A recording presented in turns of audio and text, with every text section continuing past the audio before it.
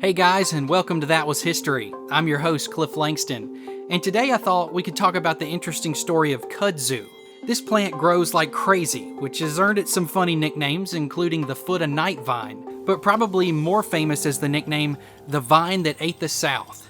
This plant quite literally hits close to home for me because it's currently growing all over my backyard and throughout my neighborhood. Kudzu can be found almost everywhere in the southern United States, which has me wondering, will there ever come a day where kudzu completely takes over? Let's jump into the history of this species and see what we can find out.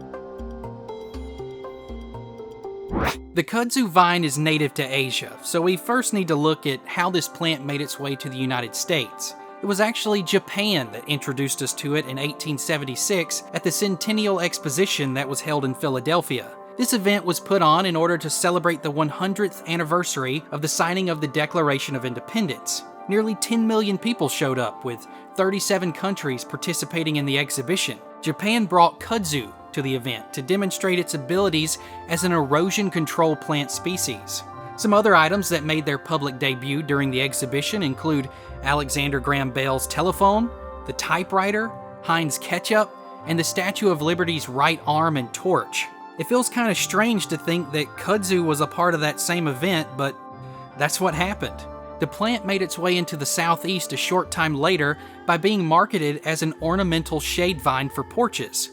Then along came the 1930s and the Dust Bowl. Severe drought and incorrect farming methods helped create massive dust storms that devastated the land in southwestern and midwestern states. In response to this, kudzu was suggested to help these areas feed their cattle and prevent soil erosion.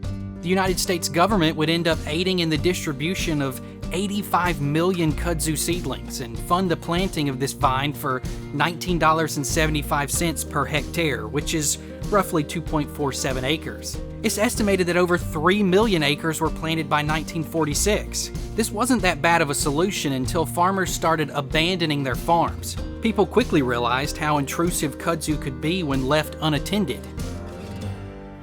The reason it's so intrusive is because the vines are said to be able to grow up to a foot per day in optimal conditions. They also create new roots as they stretch out, which starts a new plant. The vines keep reproducing this way until all you're left with are huge mounds of kudzu. The vines are able to climb up just about anything in their path, and if other plants and trees are smothered by kudzu for too long, they'll eventually die, leaving you with nothing else in the area. Controlling kudzu is key to its effective use, but very few people have the willpower necessary to do it correctly. I'm currently fighting the vine purely out of necessity. If I don't, it'll take over all of my trees and start climbing up my house. All I can say is, sorry kudzu, but when given the choice between you helping me with erosion and saving the rest of the plants in my yard, you're on the short end of the stick.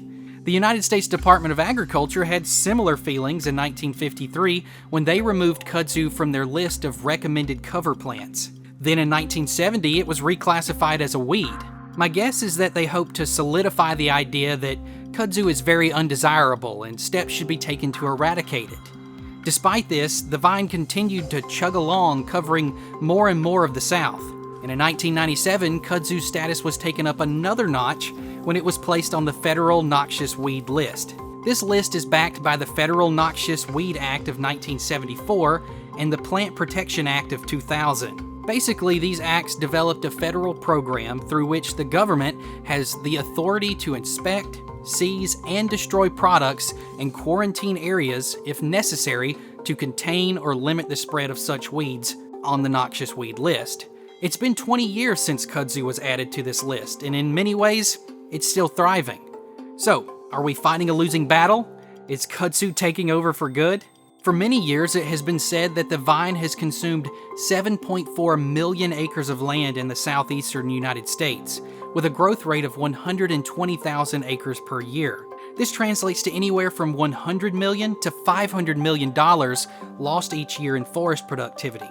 More recent estimates by the U.S. Forest Service, however, suggest that kudzu now only covers about 227,000 acres total, with an annual growth rate of only 2,500 acres. That's a drastic reduction in the vine's grip on the South, but it doesn't come without a cost.